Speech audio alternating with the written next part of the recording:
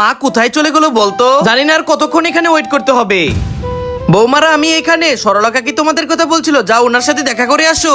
আর শোনো, ওইখানে পৌঁছে আমাকে কল করবে। কে যাবে ওই সরলা আন্টির সাথে দেখা করতে? আমরা তো আমাদের ছোট কাপড় কিনতে যাব। যতক্ষণ না আমরা ছোট ছোট কাপড় পরতেছি ততক্ষণ তো আমাদের মজাই আসে না। তোমরা যদি আমার বৌমা হয়ে থাকো, আমিও তোমাদের শাশুড়ি মা। রাস্তায় পড়ে থাকা এই দুধ দেখে আমি তোমার কাছে পৌঁছাবো। ওই মায়ের কল এসেছে। হ্যালো বউ, তোমরা কি পৌঁছে গেছো সরলা কাকির কাছে? হ্যাঁ মা, আমরা পৌঁছে গেছি। সরলা আন্টি আমাদের সাথে কথা বলছে, কিন্তু সরলা তো তার ঘরেই নেই। অনেকদিন ধরে তার ঘরে তালা ঝুলে আছে। তার মানে আমার প্ল্যান কাজে দিয়েছে, ওদেরকে আমি হাতে নাতে ধরবো। এই চিঙ্কি দেখ, আমার হাতের এই আইসক্রিমটা নষ্ট হয়ে গেছে, এটাকে ফেলে দে।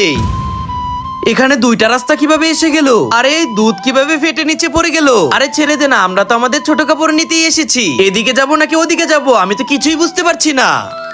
এই তো পেয়ে গেছি ছোট ছোট ড্রেস, ট্রাই করে আসি। এখন কিভাবে আমি আমার বউকে হাতে নাতে ধরবো? এখন আমি ওদেরকে কিভাবে খুঁজে বের করব? স্বপ্না ভাবে, আপনি কি আপনার বউদের খুঁজছেন? হ্যাঁ, আপনি দেখেছেন? কেমন লাগছে আমাদেরকে? সামনে তাকাও, আমি তোমাদের শাশুড়ি।